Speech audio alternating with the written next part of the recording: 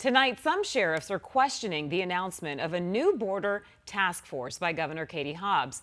Hobbs telling 12 News that Operation Desert Guardian was formed in collaboration with border sheriffs. 12 News journalist Sean Rice spoke with a Yuma County sheriff today.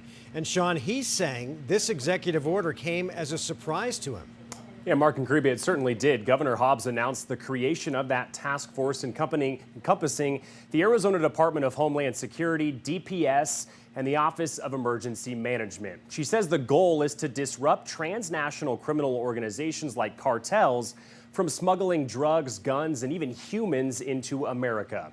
But Sheriff Wilmot down in Yuma County says he doesn't believe this would be a good use of taxpayer money, and he also claims he had no idea it was coming. We're sitting here looking at this going, who put this together? Because we've not been part of it. Yuma County Sheriff Leon Wilmot is speaking on this executive order drafted and signed Tuesday by Arizona Governor Katie Hobbs. Her office tells 12 News the idea to create Operation Desert Guardian came after consulting with both the federal government and local border sheriffs. But Wilmot says he and Cochise County Sheriff Mark Daniels knew nothing about it. I think you'll find that quite a few sheriffs are a little miffed on the press release that came out and how it was worded. And we're trying to get some clarification now from the governor's office on this, because this is not what has been discussed with her in our meetings. Hobbs says the goals of the executive order are to secure vulnerabilities along our southern border, combat border-related crimes, and shut down the cartel's supply chains and operating networks.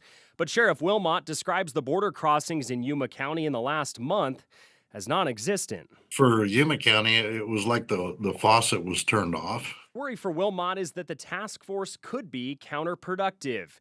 He says he already has a drug task force in place and feels like the $28 million devoted to it could be better used elsewhere. Let's not waste taxpayer money on building something that doesn't need to be rebuilt. We already have that infrastructure. Put those DPS officers in with the local task forces that are already there, and they're multi-agency already, and let's tackle this together. You may remember when former Governor Doug Ducey created the Border Strike Force during his administration with a similar purpose, to utilize DPS to help tackle border-related crimes. Wilmot tells me he worries today's executive order does the exact same thing and won't help alleviate the cartel's influence on American soil. Keep your people out of my county, because I don't need individuals coming into Yuma County creating a problem that doesn't exist. And today I reached out to Governor Hobbs' office to see if she was available to speak on why she feels this executive order was necessary and how these objectives would be achieved. I was told she was not available. I then asked why a border sheriff allegedly wasn't consulted before today's announcement, and that's a question we're still waiting on a response to. Back to you guys. Okay.